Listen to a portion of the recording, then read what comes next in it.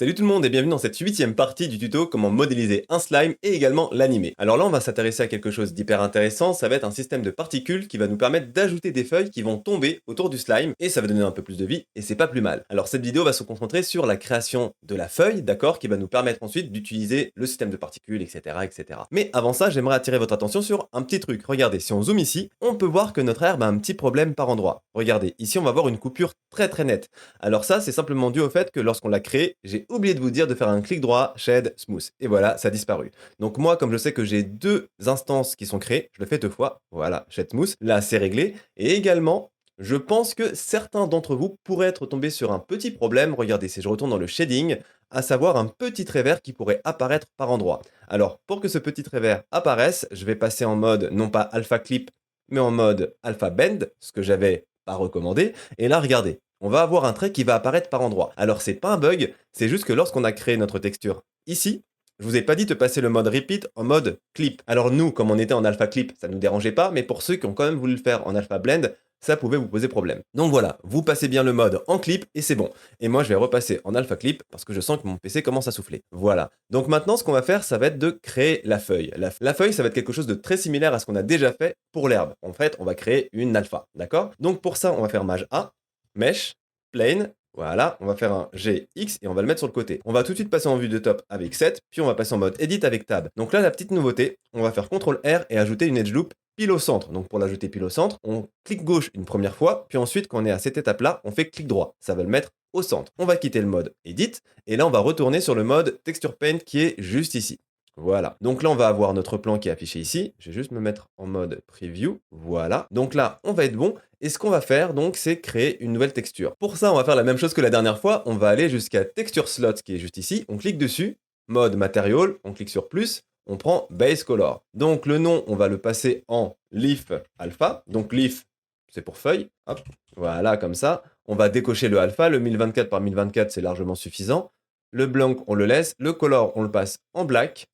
Et le 32, on le laisse décocher, on fait OK. Donc là, notre couleur s'est bien appliquée. On va tout de suite aller sur la partie de gauche, cliquer là-dessus et lui demander de nous afficher le Leaf Alpha. Voilà, comme ça. À présent, ce qu'on va faire, c'est dessiner la silhouette d'une feuille. Alors, il y a plusieurs manières de faire, encore une fois, mais moi, j'aimerais bien qu'on utilise de nouveau le système des curves. Alors, pour ça, on repasse bien en mode Draw, d'accord, pas en mode Fill. Donc, je clique sur le petit pinceau. Je vais cocher le petit X qui va activer la symétrie. De cette manière, on aura juste à dessiner le côté gauche de notre feuille et le côté droit va être fait automatiquement. Donc, on clique dessus. Je vérifie si le stroke est bien en curve. Là, c'est bon. Alors, vous, normalement, vous devriez encore avoir l'ancienne curve juste ici. Si vous avez encore l'ancienne curve, vous appuyez sur le petit icône juste ici qui va créer une nouvelle curve. Voilà. Et là, vous allez la renommer Leaf. Comme ça, on reste organisé. Ensuite, on est bon et on va pouvoir commencer à dessiner. Seulement, le problème, c'est que là, si on commence à dessiner, comme ça, eh bien on va pas précisément savoir où se trouve le milieu de notre plan. Regardez, si là je fais quelque chose comme ça et que je le mets ici, si j'appuie sur Entrée, eh ben je vois qu'au final j'étais un peu décalé. C'est pour ça qu'on a créé une edge loop tout à l'heure. Donc regardez, j'annule tout. Et si maintenant je vais sur les overlays juste ici et que je coche wireframe, eh bien je vais voir la ligne parfaitement au centre de mon plan. De cette manière, je vais pouvoir très bien positionner mes différents points. Donc je mets à ce niveau-là, j'appuie sur CTRL, clic droit, je laisse un point ici et ensuite je vais faire CTRL, clic droit à ce niveau-là et je vais pouvoir ensuite orienter mes différents points. Alors là, par exemple, je vois que je ne suis pas allé assez loin, donc j'arrive pas à sélectionner mes poignets. Pour ça, je vais appuyer sur Maj, clic droit, et je vais tirer, et là, je vais récupérer mes poignets. Donc, une feuille, pour moi, ça a une base très large et un sommet assez pointu.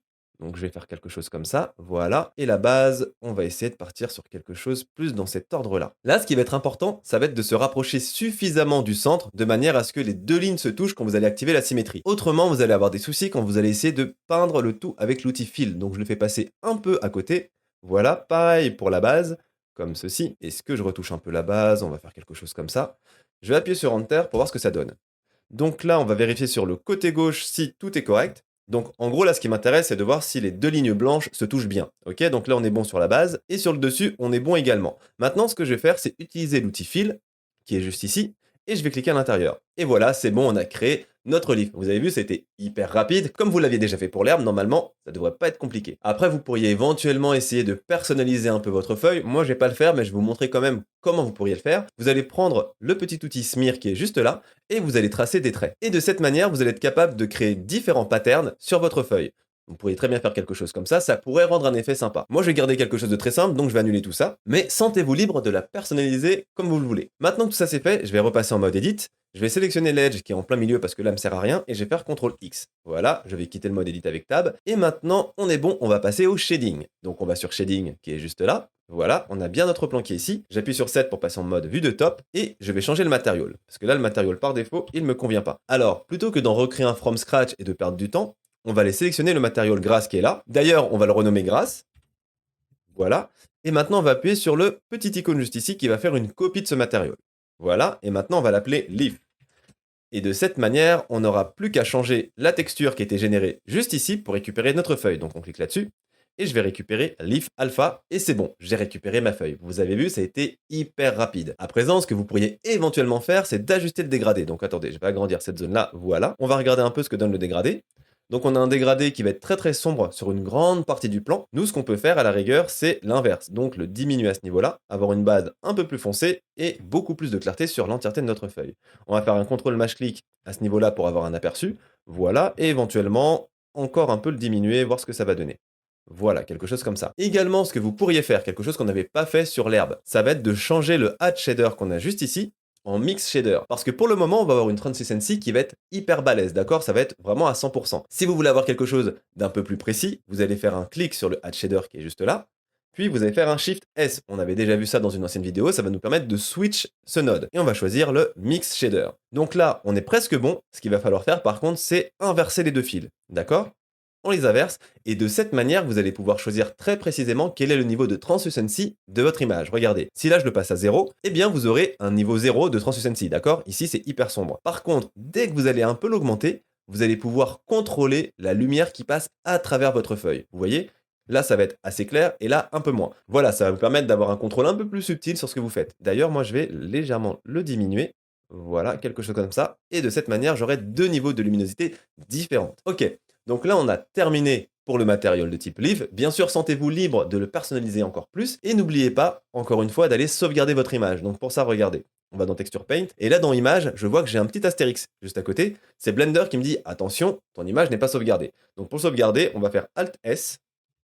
Et on va le sauvegarder. Donc là, j'ai Leaf Alpha. OK, Save As, Image. OK, on est bon. Maintenant, ce qu'on va faire, ça va être personnaliser un peu notre leaf, puisque là, elle est tout droite. Regardez, si on retourne sur le mode Layout, on voit qu'on a un plan hyper droit. Donc, rappelez-vous, l'herbe, nous, on a rajouté un système qui nous permettait d'avoir des belles courbures, d'accord? Sauf que là, on va utiliser un système légèrement différent qui ne nous permettra pas d'avoir ce genre d'effet. On va devoir le faire à la main. Alors pour ça, on va utiliser le Simple Deform Modifier. Et pour pouvoir utiliser ce modifier, on va devoir rajouter avant un Subdiv Modifier. Donc regardez, Add Modifier, on va rajouter un Subdivision Surface, on va tout de suite cocher le Simple, et on va passer le Level Viewport à 3, voilà, et le Render à 4. Donc, ça fait un peu beaucoup, je vous l'accorde, mais honnêtement, on en a besoin. Alors, pourquoi est-ce qu'on met 3 sur le Level Viewport et 4 sur le Render? Et bien, de cette manière, le Level Viewport va avoir un peu moins de résolution, ce sera plus facile à gérer, et dans le Render, vous aurez plus de résolution, et ce sera plus joli. Ok, maintenant on va faire Add Modifier, et on va sélectionner le Simple Deform qui est juste ici. Alors, attention, le Simple Deform, c'est un modifier hyper pratique que beaucoup vont vouloir utiliser, mais la plupart du temps, malheureusement, on va mal l'utiliser. Alors déjà, nous, ce qui nous intéresse, c'est pas le twist, d'accord? Le twist, ça va donner un twist, c'est pas vraiment ce qu'on veut. Nous, ce qu'on veut, c'est le bend. Le problème, c'est que le bend, bien que ce soit le mode qui va être le plus plébiscité, on va vraiment vouloir l'utiliser, et c'est celui qui va être le plus compliqué à mettre en place. Regardez, là, actuellement, j'ai mon axe X, donc je vais vous l'afficher. Hop, donc je vais ici, je vais dans Viewport Display et je coche Axis. Donc là, vous voyez bien que j'ai l'axe X qui est ici, c'est l'axe local, d'accord? Donc je vais retourner au niveau de mon modifier et regardez, là je lui dis de faire un bend autour de l'axe X. Le problème, c'est que ça change rien. J'aurais beau jouer avec cette valeur, ça va jamais se bend. Si je le mets en Y, ça va pas marcher non plus, et si je le mets en Z, par contre, là ça va marcher. Sauf que là, concrètement, c'est pas ce bend que je veux. Alors comment peut-on faire pour récupérer un bend sur l'axe X? Alors pour ça, malheureusement, il va falloir avoir un peu de connaissance sur le fonctionnement en interne de ce modifier. Pour faire simple, regardez, là si je vais en mode Edit, vous allez pouvoir récupérer les coordonnées de chacune des vertices qu'on a ici, d'accord? Donc les coordonnées, ça va être X, Y, Z. Vous pouvez les voir juste ici. Vous voyez les coordonnées X, Y, Z de chacune des vertices. Dès que je change, on va voir que les coordonnées vont changer. Le problème, c'est que le Simple Deform en mode Bend et plus particulièrement en mode X, il va se baser sur les coordonnées Z de chacune des vertices pour appliquer ses calculs. Et là, si vous regardez bien, actuellement, toutes les vertices vont avoir les mêmes coordonnées Z. Regardez, cette vertice Z 0, ici 0, 0 et 0. Et c'est précisément là le problème. Blender va essayer de se baser sur les différentes coordonnées Z pour appliquer le bend. On va devoir donner un petit coup de pouce à Blender et changer les coordonnées Z de chacun de ces points. Alors, le moyen le plus simple pour ça, ça va être de bien le faire en mode edit, hein, attention. On va tout sélectionner avec A, on pense à désactiver le proportional editing que moi j'avais laissé activer, et on va faire RX90. Je valide. Et là, regardez, j'ai mon plan qui a commencé à se tordre. Alors là, on s'en rend pas très bien compte. Je vais juste activer, hop, ces deux propriétés juste ici qui vont nous permettre d'avoir un meilleur aperçu. Là, si je commence à jouer, je vais vraiment avoir le bend que je désirais autour de l'axe X. Pourquoi? Eh bien, regardez. À présent, si je sélectionne les différents points qui composent mon plane, je vais voir que là, en Z, j'ai 1. Ok. Ici, en Z, j'ai également 1. Par contre, en bas, en Z, j'ai moins 1. Et pareil pour cette vertice-là. Donc là, Blender est capable de dire, ok, je sais maintenant que ces deux vertices sont alignés et les deux du dessous sont alignés entre elles. Je vais donc pouvoir faire mon opération correctement. Et c'est ça la petite subtilité que la plupart des gens ne comprennent pas et n'arrivent pas à mettre en place, c'est qu'on va vraiment avoir besoin de jouer avec les différentes coordonnées de certains axes selon l'axe de déformation.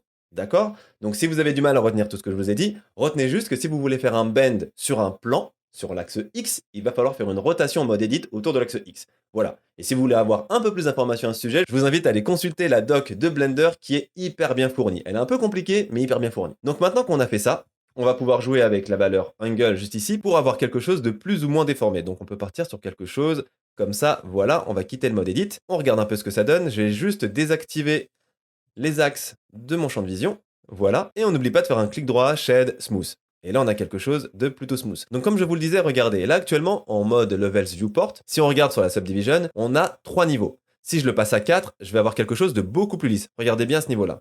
Là, on est à 3. Là, on est à 4. Donc à 3, on va avoir beaucoup moins de géométrie, comme vous pouvez le voir, et à 4, on en a déjà beaucoup plus. Donc c'est pour ça, Levels Viewport, vous le laissez bien à 3, et lorsque vous allez faire le rendu, il va utiliser le niveau 4, ce qui sera quand même beaucoup plus sympa. Je vais désactiver le mode Wireframe. Voilà. Alors, on pourrait se dire que ça fait pas mal de résolution pour juste un plan, ce qui est vrai, hein, concrètement, c'est vrai. Mais retenez bien que dans notre système de particules, on va utiliser entre 5 et 10 particules sur toute l'animation. Donc concrètement, on peut s'autoriser des petites folies, c'est pas trop problématique. Eh bien écoutez, ce sera tout pour cette vidéo. Je sais que c'est quelque chose qu'on avait déjà vu avec la création de l'herbe, mais comme là on avait abordé le Simple Deform, qui à mon sens est un modifier assez particulier, je tenais vraiment à vous réserver une vidéo entière à ce sujet de manière à vous laisser le temps de bien assimiler le fonctionnement de ce modifier, et je vous conseille même de créer plusieurs formes et d'essayer d'appliquer ce que je viens de vous dire, d'accord? Pour être sûr d'avoir bien compris. Et encore une fois, si vous avez des questions, n'hésitez pas à les poser dans l'espace commentaire, ça me fera plaisir d'y répondre. Comme toujours, vous trouverez le lien du Discord dans ma description, et d'ici la prochaine vidéo, portez-vous bien, et je vous dis à la prochaine. Salut!